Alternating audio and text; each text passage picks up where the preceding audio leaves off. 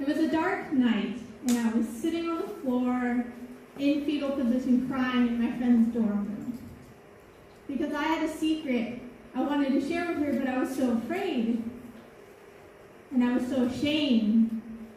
But finally I gathered the courage and I said to her, Sarah, I have diabetes. Okay, I'm kidding. That story doesn't make sense the way it's told, does it, right? You must have had a major case of diabetes, like diabetes type 5. But the story makes perfect sense when I tell you that I have mental illness.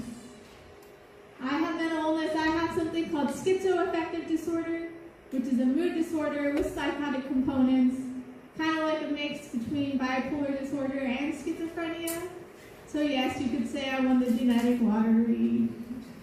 And overall, I kept my illness a secret for 7 years because of something called stigma. Stigma is the shame and discrimination associated with mental illness. And I've had that my whole life. My illness started when I was 10 years old. I was bullied, became really depressed, and actually attempted suicide. And as I grew older, I developed more symptoms and had more suicide attempts at 18 and 27. And for the record, I know I don't even look 27. I'm actually 30 years old, just to clarify. Thank you for the woo. Yeah. Hey, woohoo. Brene Brown explains that there's a difference between shame and guilt, where guilt is I made a mistake, I did something bad, where shame is I am bad. And that's what self-stigma is as well, where I stigmatize myself, and I would tell myself, Hufsa, you're stupid, you're crazy, you're never going to get better. Over and over, I would put these negative thoughts on myself, which is so horrific. Until I found a class through NAMI, the National Alliance on Mental Illness. And this class was just for people with mental illness. And I realized that I was not alone and that recovery was possible. And for the first time, I shared my story with the class. And it was such a cathartic experience. I walked out of that class, I stopped feeling suicidal. I started to feel better, and I started to share my story. This is me as Batman, because Batman has a secret, I have a secret, and we're both superheroes. I started to tell my story one by one to my friends. Now, when I first got diagnosed, I shared my diagnosis with some friends, and I got really stigmatizing reactions like, oh, are you sure you're crazy? Do you really need medication? Doesn't everyone have mood swings? You look so normal. And the one that I hate the most is that someone suggested that I should try kombucha. I'm like, no thank you. That's the worst one by far. Just kidding if you're into kombucha, by the way. Now, this time, after I took that class when I told people, I came from a place of strength, where I was not ashamed of having mental illness. I recognized it was a condition just like having diabetes or a heart condition or something else. And this time, the reception of my friends was one of complete support. People believed in me, and they supported me, and they trusted me, and they asked me, how can we help you? Which meant so much. Then I became a peer mentor, and I started to work with people with mental illness and share my lived experience. And I realized that my story can save lives. So 1 year ago, in my first TED Talk, I came out, TEDx, don't want to oversell myself, came out about my mental illness and my recovery story to the world. And I had a great reception. I had people tell me, thank you for sharing your story. You've changed my perspective on mental illness. You've given me courage. I have haters too, plenty of haters. Side note, don't read the YouTube comments, they're the bane of existence. But overall, I'd say it was a good thing, but it was not without consequences. one consequence is cultural stigma. So I'm Muslim, I'm half Pakistani, half Bengali, or as white people like to call it, Indian. And there's a lot of stigma in my culture, and it's evidenced by one story that's a bit light, but serious too, is that my aunt was talking about how she wanted to arrange my marriage for a while, but she wouldn't want me to tell the guy that I have mental illness. And I'm like, Auntie, I think that's unethical, but she justified it with her own experiences. Like, then, I did not tell your uncle that I have fibromyalgia. It's like, Auntie, I don't think you did that because you met him at the wedding. Yeah. But mental illness is something you keep secret.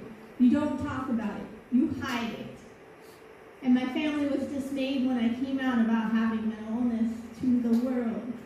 There's also non-cultural stigma, is that I'm a student in a Master's in Social Work graduate program. And I came out about my diagnosis while I was a student working with professors and mental health professionals, which was a challenge, and at times it felt like there was doubt cast upon me because of my diagnosis, though that is completely unfair. And there was a time where I went to office hours with my professor, and we were talking, and she seemed like a safe person to tell, so I told her that I had mental illness, and her reaction was, "Oh, take your meds! Take your meds!" I was like, "Lady, you're 70 years old. I can say the same to you." Yeah, I did not say that. But I mean, that's quite an egregious reaction, I would say, right? But I kept in touch with her, and I discussed her curriculum on mental health, which was really pessimistic at the time, and I helped her revamp it to become more optimistic and recovery-oriented, which is something that wouldn't have happened if I wasn't open about my own experiences. So overall, I'm thankful for what I've done. I have mental illness. I'm even proud of it. And I'm not ashamed anymore. And yes, I have to suffer consequences because I'm a stigma smasher. And I'm willing to suffer the consequences if it means that future generations don't have to. Yes, I was hoping I'd get an applause for that.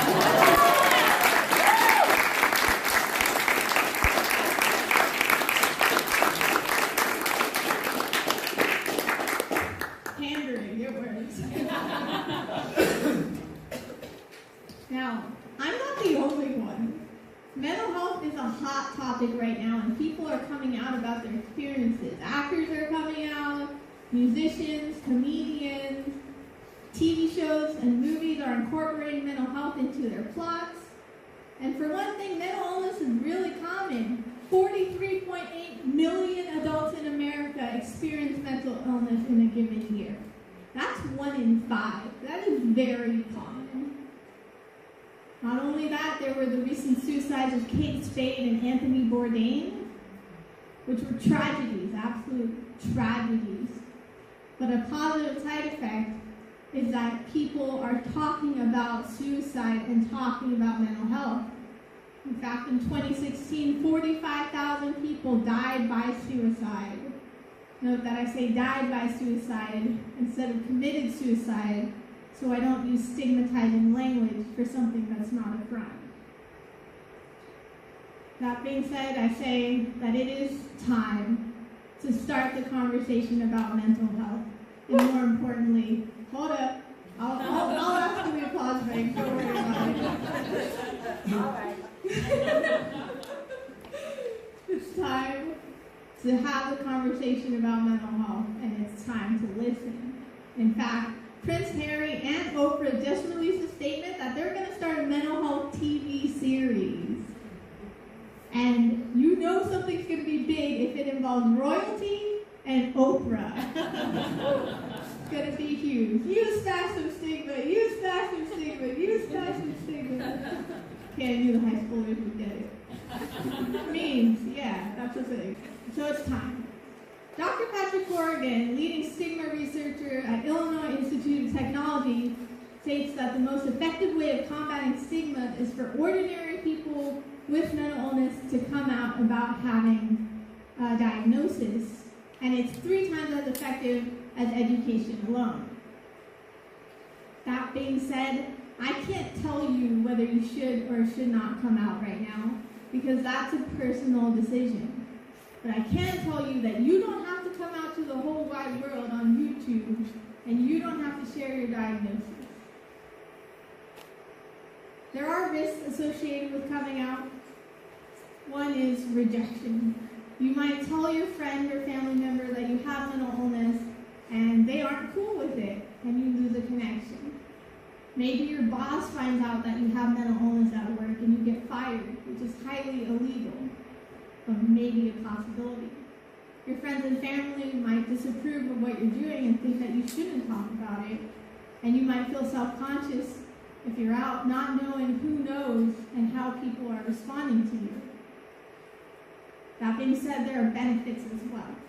Benefits is that it is empowering to be out, to accept that you're a person with an illness, not a mentally ill person, a person with a diagnosis that shouldn't have the shame that any other disorder has, is empowering, and it boosts your self-esteem to say, I'm not ashamed of having mental illness.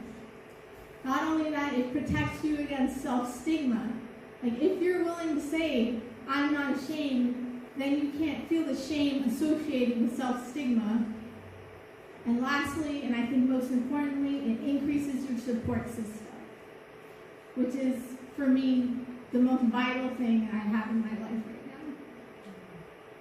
So, as Smokey the Bear once said, only you can decide whether you want to come out about having mental illness or mental illness and or increase your support system.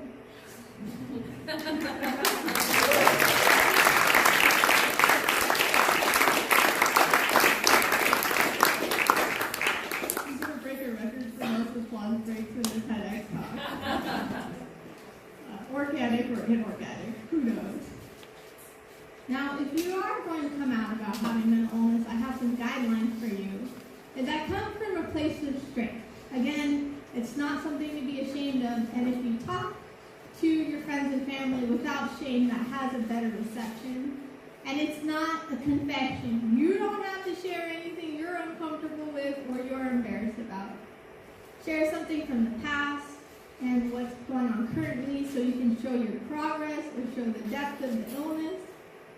And share with people you have a strong relationship with. Don't make assumptions like, oh, they work in the field or they know someone with mental illness, they're a safe person. Make sure you have concrete reasons for believing that they are a safe person to talk. Now, on the other hand, if you're a recipient of the information, I have some do's and don'ts. And this time the acronyms will make sense, because I don't think PEPS makes very much sense, but don't worry about it. Now, listen.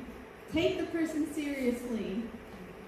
Put yourself in their shoes and just take the time to listen and empathize with the person as best you can. Mental illness is something difficult to understand, that is true, but do your best to do it. Ask them how you can support them and be there for them. Disclose any experiences that you have that may be similar, whether you've experienced depression in the past or you have a family member or a friend. That's lead. See, it works. And as for don'ts, don't be judgmental. Again, mental illness is not a person's fault, and they shouldn't be ashamed of having it. Don't give unsolicited advice. Look, I know yoga is amazing and has great therapeutic benefits, but now is not the time to tell someone their problems will be solved with yoga. We all know that person, don't we? Don't be dismissive. Don't say, oh, you look so normal, or just get over it, or you'll be fine, or be dismissive that way. Don't gossip. The person told you that secret in confidence, and it's important to keep that secret. And don't expect anything, such as don't make assumptions that just because you know someone with mental illness with the same diagnosis, that they're the same person or manifest the same, because mental illness manifests differently. Here I have some resources. The National Alliance on Mental Illness offers classes for individuals, family members, mental health professionals. The Honest, Open, Proud is a curriculum and program that's offered online and in person that has information about what to do to analyze the pros and cons of disclosing. I based a lot of my presentation based on what I learned from that. We have any teens in the house? Clap it up if you're a teenager. Yeah. I know how much you guys love texting, so there's a teen text line right here, 839-863. And if the person discloses any suicidal thoughts, call the National Suicide Hotline. Overall, I'm at a different place in my life right now. I'm not ashamed. I'm not sitting on the floor crying. I'm standing up in front of everyone strongly with the belief that it's okay to have mental illness and it's not something to be ashamed of. So I ask you guys today, after what you've heard today, will you join me in this fight and be a stigma smasher?